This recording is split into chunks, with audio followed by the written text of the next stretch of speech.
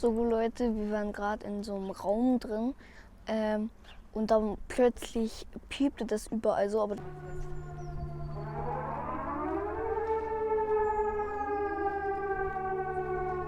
Mittwoch der Probealarm und bin erschrocken.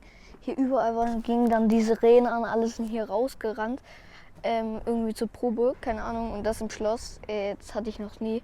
Aber letztens in der Schule hat auch alles damals gepiept, aber ich war null darauf vorbereitet, du wusstest das heute alle nicht.